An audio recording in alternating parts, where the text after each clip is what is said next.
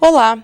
Começa agora mais uma edição do Programa Coletiva, um projeto de extensão da Faculdade de Jornalismo da PUC Campinas. Hoje, vamos conversar com a bibliotecária e responsável pelo projeto Leitura em Movimento, Gláucia Maria Molo. Para entrevistar Gláucia, estão presentes as alunas Fernanda Strazacapa, Fernanda Delay, Valéria Graziano e Débora Mari. Bom, Gláucia, eu gostaria primeiramente de agradecer a sua presença aqui no nosso programa e eu gostaria que a senhora explicasse um pouco como surgiu o projeto Leitura em Movimento e como ele está sendo desenvolvido. O que é o projeto Leitura em Movimento? Bom, prazer é todo meu de vir participar com vocês aqui, divulgar o trabalho da gente, sempre é importante, né, esse espaço. Esse trabalho, ele começou com uma professora da PUC de Campinas, da Faculdade de Biblioteconomia, a professora Elci Valho. A Prefeitura de Campinas, sou eu que representava a Biblioteca Pública, e a FAPESP. Nós partimos do princípio de que as pessoas leem bastante, não leem, né? Então a gente fez uma avaliação nos acervos das bibliotecas e nos fichários dos alunos, dos usuários, e vimos quais eram os bairros em que a gente não tinha usuário. E constatamos vários bairros, escolhemos esses 40 bairros e é onde o projeto foi, de fato, ser implantado. Então, ele parte de uma pesquisa, é um projeto de pesquisa, onde a gente busca saber, as pessoas não leem porque não gostam ou porque não têm acesso à leitura. Então, a gente partiu, o projeto nasce dessa questão. Essa foi a base para a pesquisa? Na verdade, é o seguinte, a gente partiu desse princípio, né, se eles não liam ou se não tinham acesso, então nós vamos levar o ônibus até essa população e, em seguida, constatamos que as pessoas usavam o ônibus, né? No término do projeto, a gente pesquisou de novo e a gente observou que tinha um uso, as pessoas querem ler sim, está muito distante, as 4 bibliotecas públicas de Campinas, elas estão quase que na área central, então a determinada população fica sem acesso, né? Uhum. Então esse é um princípio sim. E nesse projeto, nessa pesquisa, quantas pessoas estavam envolvidas, quantas pessoas participaram? A professora da PUC, né, que era a orientadora do projeto, 6 bolsistas da FAPESP, 3 profissionais da biblioteca pública, 3 bibliotecários. Então, era esse o universo de recursos humanos que a gente tinha. E, através do ônibus, vocês levaram os livros até esses bairros. Como foi escolhido o acervo que foi levado ao bairro? Olha, a pesquisa partiu-se do princípio, vamos ver se as pessoas leem ou não leem. Além disso, o que é que essas pessoas gostariam de ler, né? Então, a pesquisa foi feita também sobre o interesse de leitura dessas pessoas. Então, nós fizemos um recorte nos acervos das bibliotecas, nos 40 bairros que a gente ia utilizar para o projeto. Nesses 40 bairros, a gente cercou também fez mais um corte de ruas e casas, né? E foram entrevistadas pessoas nesses locais. Então, claro que com um questionário bem amplo, a gente verificou quais eram os interesses de leitura, né? E os acervos são montados de acordo com a proporção do interesse dessas pessoas. Então, se no questionário aparecia que o hobby das pessoas era esporte, então a gente constatou que 30% das pessoas entrevistadas tendia para esporte. Então, o acervo, a gente contemplou com uma porcentagem X, que correspondia a 30%, o assunto esporte em livros, né? A gente fez, basicamente, assim, esse acervo que diz respeito ao interesse de leitura. O outro acervo é um acervo de literatura que vai contemplar todas as literaturas, né? Da americana, espanhola, a gente vai passar por todas elas. E a parte de literatura infantil. Essa sim tem um critério bem rígido que foi feito sobre uma avaliação através da Fundação do Livro Infanto Juvenil. É uma instituição que a sede é no Rio de Janeiro e que são votados os livros, os melhores livros recebem um selo. Né? Tem votantes no país inteiro e aí se certifica qual é o melhor livro e esses livros recebem um selo. Então nós compramos os livros para os ônibus, os livros que já foram, passaram por um critério de avaliação, para que a gente garantisse uma certa qualidade para as crianças, né? Não era a quantidade de livros que a gente estava levando em conta, né? E com o fim da pesquisa, vocês não recebem mais o apoio da FAPESP, né? Então, como ficou o acervo? Como que esses livros são adquiridos agora? Olha, o projeto da FAPESP, ele finaliza em, vamos dizer, janeiro de 2004, né? Com a entrega do relatório e tal. Este ano, a gente não teve uma aquisição específica para os ônibus, né? O que a gente conseguiu foram doações de algumas editoras. Então, como é que agora, como o projeto acabou, vamos dizer assim, ele virou um serviço, ele é mais uma extensão. Ele agora, nós estamos andando com 40 bibliotecas, né? Campinas tinha 4 e agora tem mais 40 em bairros, né? Isso virou um setor da biblioteca pública. Então, agora, as aquisições das bibliotecas públicas, quando faz aquisição para as quatro bibliotecas, também deve ser feito para os 2 ônibus, né? Então, nesse momento, como não foi feita nenhuma aquisição para as bibliotecas, nós também não conseguimos fazer para os ônibus. Mas a gente já é contemplado também em fazer solicitação, em pedidos de revistas, de jornais, enfim. Do mesmo jeito que sai para as bibliotecas públicas, ela vai ter que... Os ônibus também serão contemplados.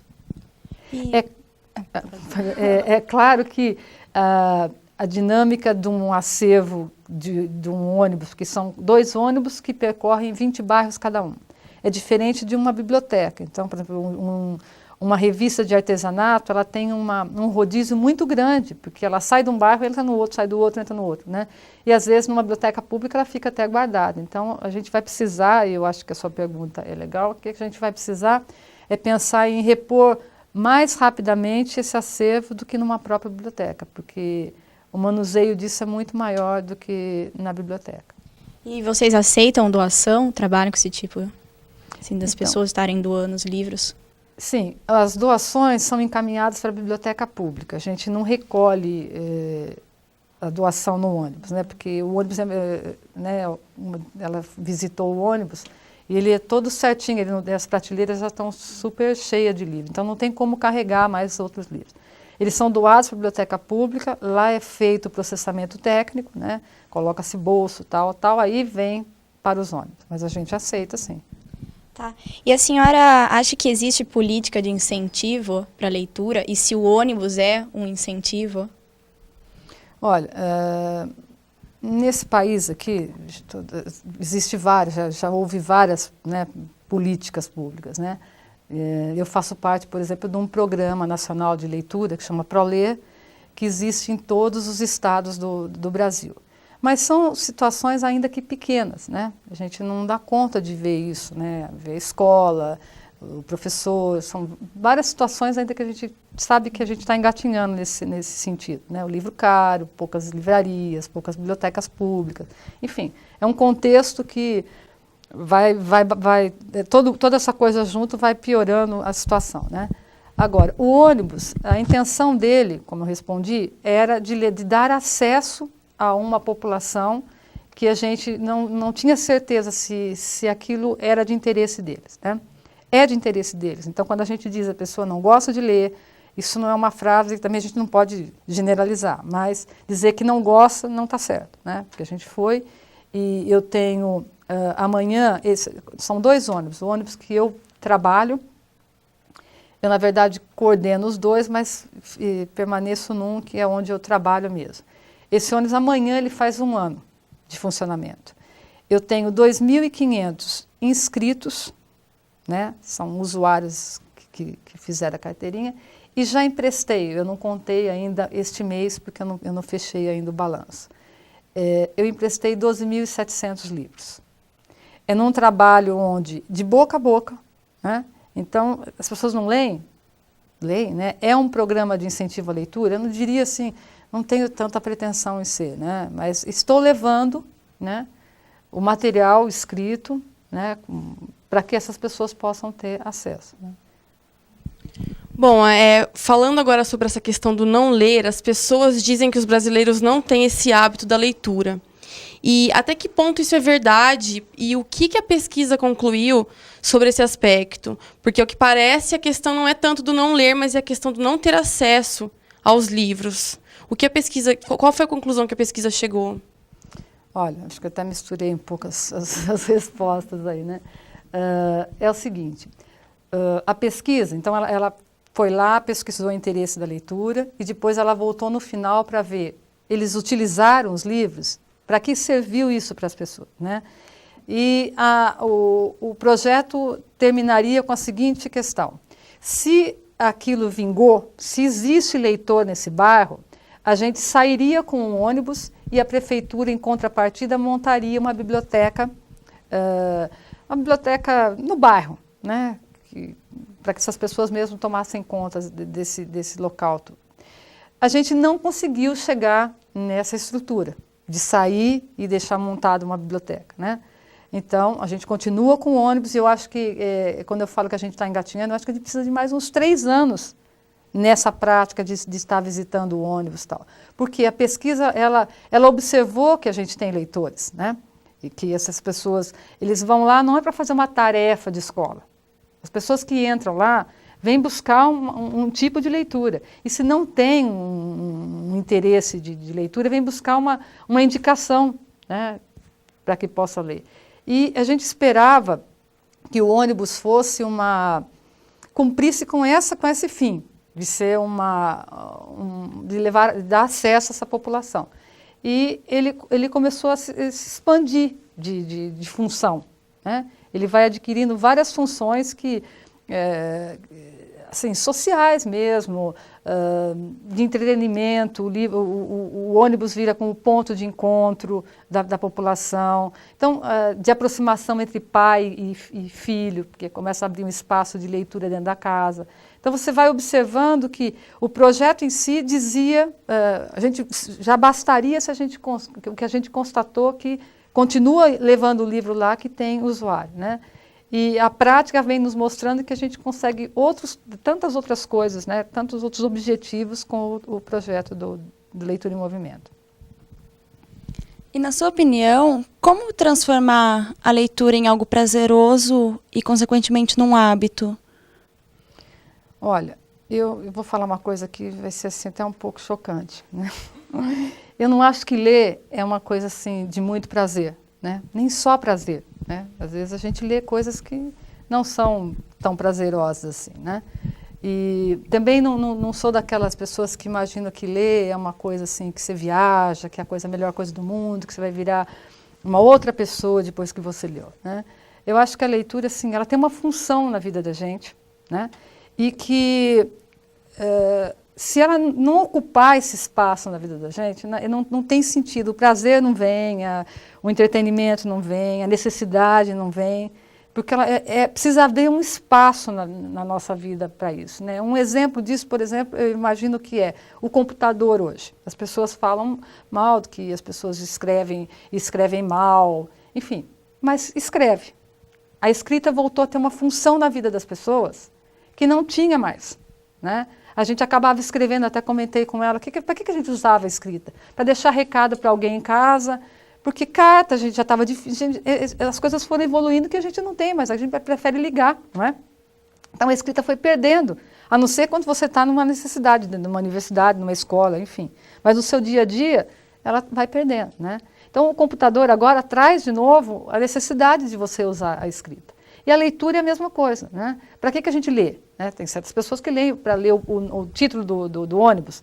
Também depois que você decorou o número, quer dizer, isso aí não é a função da leitura, né? Então, se isso precisa, assim, como é que esse hábito, esse prazer vai vir? Eu acho que ele precisa ser, precisa existir uma necessidade na vida da pessoa, né? isso daria uma discussão assim que a gente ficaria aqui até amanhã para conversar disso. Bom, nós vamos agora para um breve intervalo e já voltamos com a entrevista da bibliotecária e responsável pelo projeto Leitura em Movimento, Gláucia Maria Molo. Você acha que propaganda serve só para vender produtos? É a forma mais democrática e acessível para todos serem informados e assim obterem as mínimas condições para escolha.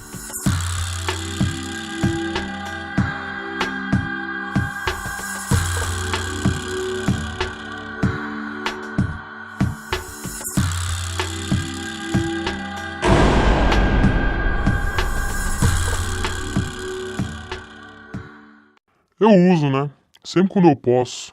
É só dar uma apertadinha e pronto, fico ligadão. Na verdade, eu já uso há anos. Quando eu percebi, eu já era um viciado. Fora da realidade, ó. Uma janela onde eu vejo tudo e não consigo enxergar nada. O que eu tô usando? Qualquer coisa, o que me dão. Questione o conteúdo da programação.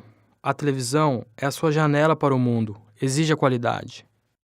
Família é sempre ter com quem contar. É sentir-se protegido. É surpreender-se com um gesto. É estar rodeado de pessoas que te amam. É saber aceitar as diferenças.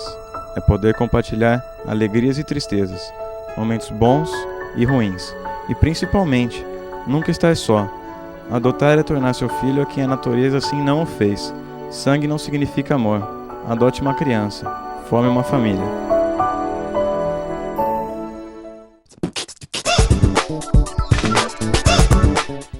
Estamos de volta com o Coletiva, que hoje recebe a bibliotecária e responsável pelo projeto Leitura em Movimento, Gláucia Maria Molo. Bom, Gláucia, agora nós temos aqui para a senhora uma pergunta no nosso monitor. Bom, meu nome é Celso Falaschi, eu sou professor de jornalismo literário na PUC e também apresento um quadro sobre literatura na televisão. Gláucia, por que a literatura no Brasil é tão pouco valorizada, apesar de um projeto como esse que você vem desenvolvendo?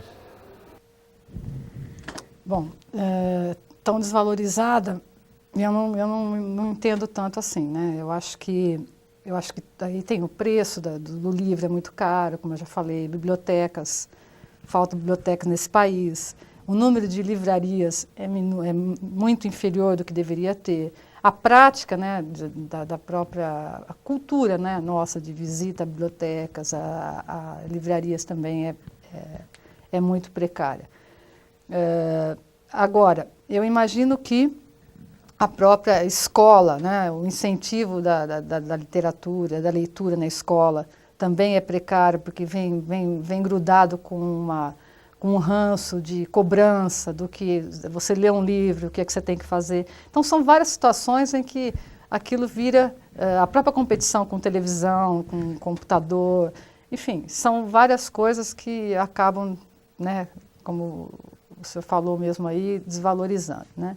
Mas eu acho que eu não vejo ela, depende do meio de cada um que está, né? Por exemplo, o meu que é de bibliotecário, eu mexo com isso, então no meu setor ele é hipervalorizado, né? É claro que para o esporte ele está longe disso e tal. Agora, eu vejo que é uma questão cultural mesmo, né?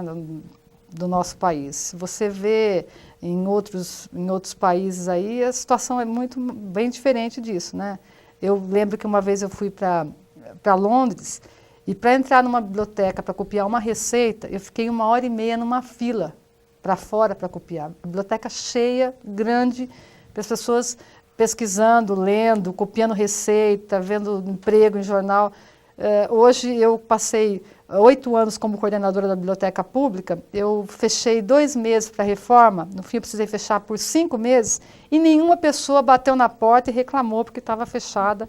Então são questões culturais mesmo, né? Então essa desvalorização, acho que nem é só da literatura, eu acho que é de uma cultura imensa nesse nosso país aqui, né?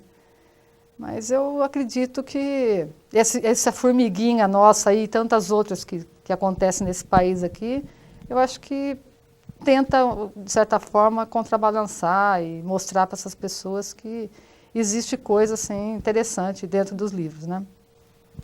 Falando agora um pouco sobre o ônibus biblioteca, eu gostaria que a senhora explicasse como ele funciona, como as pessoas podem ter acesso aos livros, por quanto tempo ele fica nos bairros. Olha, nós visitamos, são 2 ônibus, né? Então, cada ônibus visita 20 bairros. Nós passamos de 15 em 15 dias nesses bairros. No período da manhã, num bairro, no período da tarde, outro bairro. A pessoa precisa levar o comprovante de residência, o RG, e se for menor de 12 anos, precisa que um responsável vá assinar a ficha de cadastramento dele, né? Com isso, ele pode levar um livro por pessoa e ficar esses 15 dias com o livro em casa. Esses bairros que a gente percorre, eles não foram escolhidos aleatoriamente, né? Então, às vezes a gente recebe telefonema, mas eu queria que fosse no meu bairro. Isso, como foi um projeto de pesquisa, nós estudamos, não é um ônibus como um caminhão, como uma Kombi, como existe em vários lugares, né? É um trabalho, não é só levar o livro. Houve uma pesquisa, um estudo em cima dessa população para que a gente levasse nesse local. Então, hoje, a gente não concluiu, quer dizer, terminado o processo, como eu disse para vocês, a gente não terminou ainda, eu não posso sair, porque eu não tenho uma biblioteca lá naquele bairro. Eu não posso largar aquelas pessoas com quem eu investi e sair e vou para um outro local. Então, enquanto eu não conseguir dar conta daquela situação de ter uma biblioteca naquele bairro, ou de conseguir que a própria comunidade se organize e que a biblioteca pública doe os livros e alguém da comunidade fique como responsável para emprestar, que essa é a situação onde a gente imagina ser a melhor de todas, né? Enquanto isso, a gente vai permanecer nesses bairros. E esses 40 bairros, eles foram escolhidos de acordo com o catálogo da biblioteca pública. Nós cortamos em um ano, num período de um ano, e olhamos todos esses fichários das 4 bibliotecas públicas. Cada usuário a gente marcava que bairro ele é. Esse bairro aqui, por exemplo, do Cambuí tem, DIC 3 tem. Quais são os bairros que a gente não tinha? Foram esses 40. Né? Isso não garante que eu não tenha usuários em outro período. Nesse período que eu marquei, eu não tinha. Então, a pesquisa foi feita com esses 40 bairros. E foram priorizados, obviamente, os bairros mais periféricos da cidade. Por quê? Para essas pessoas que a gente iria promover o acesso a esse material. E como essas pessoas receberam o ônibus lá? Assim, tem alguma história, alguma coisa de alguém que foi muito positivo para essas pessoas que não tinham acesso ao livro e agora leem frequentemente? Olha, foi sim. O critério não foi os bairros mais pobres, vamos dizer assim. Foi esse recorte que a gente fez. Mas ainda fechamos que fosse o mais pobre de todos aqueles, né? Que a gente teria que levar longe do centro da cidade. Se tem alguma coisa positiva, foi o que eu falei para vocês. A gente tinha como objetivo dar acesso a essas pessoas. Bastaria isso, já estaríamos felizes. Não é isso só que acontece, né? Esse um ano que eu estou trabalhando com esse ônibus, eu tenho visto situações onde o ônibus ganhou uma força tão grande, tantos outros objetivos. O caso eu não vou contar todos, mas eu vou enumerar aqui um que eu acho que é muito, muito importante, é de uma senhora, para essa pesquisa que eu estou fazendo, se é criança, jovem ou adulto. Então a pessoa chega com um livro, eu falo, quantos anos tem quem vai ler? E às vezes a mãe pega para o filho, né?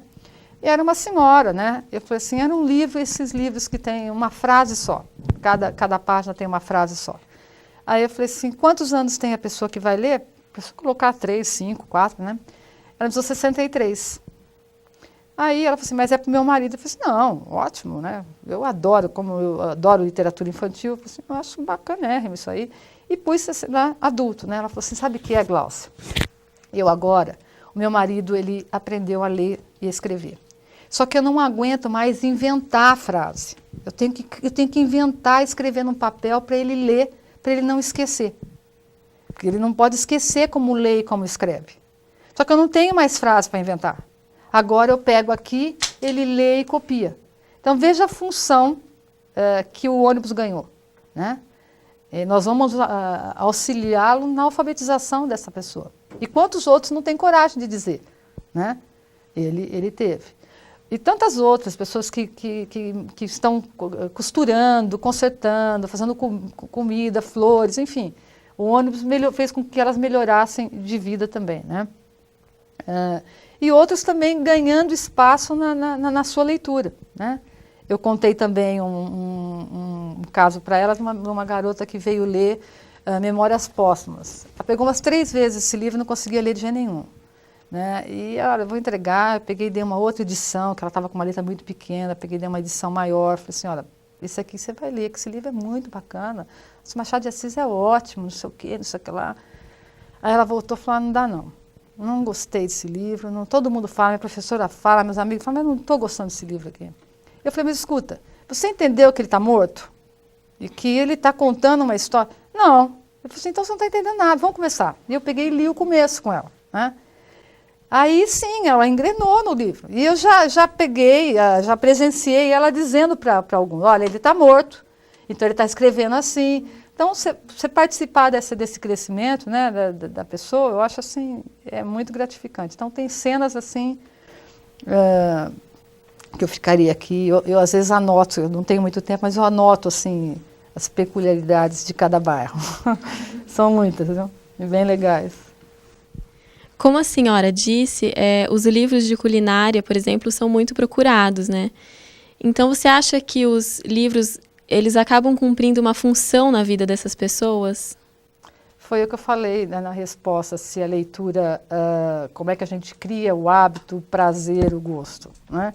Então, as pessoas pegam o livro, levam para casa, o que é que você está fazendo com isso? Você fez alguma coisa disso aqui? Gente, olha, é camarão, pernil, não sei o que, não é um prato que as pessoas vão fazer todo dia, né? Eu não tenho livros de arroz com feijão, que não sei o que lá. São livros de receita, aqueles bolos maravilhosos, aquelas coisas maravilhosas. Ah, estou fazendo um caderno de receita. Ah, estou fazendo um caderno de receita para o meu filho. Estou fazendo um caderno de receita para não sei quem, né? Então, ali tem a escrita, né? A leitura, aquilo tem sentido para aquilo que ela está fazendo. Agora, ela não pode ficar a vida inteira lendo um livro de receita, né? Ela há de esgotar aquele momento e passar para a estante de lá, né? Esse processo não é assim imediatamente, né? Mas ele não é longe, porque eles andam. O uso de uma biblioteca, esse processo é um processo, eu acho que isso eu poderia até completar a resposta do professor. O uso da biblioteca contribui muito para a gente acabar com essa imagem da questão da literatura ser assim tão deixada de lado. Porque é um processo, né? O entrar dentro de uma biblioteca não é só o procurar um livro, né? É o mexer, é se deparar com uma cor, com um bicho. Para uma criança, assim, a diferença entre uma criança que entra, frequenta, que passa algumas horas ali, nem é a leitura em si, né? É essa prática de estar dentro de uma biblioteca, né? De valorizar aquele material, né? Quer dizer, a questão da leitura são experiências vividas, são experiências boas vividas com a leitura, né? Se aquilo faz parte da vida dela, se aquilo tem sentido para ela, né?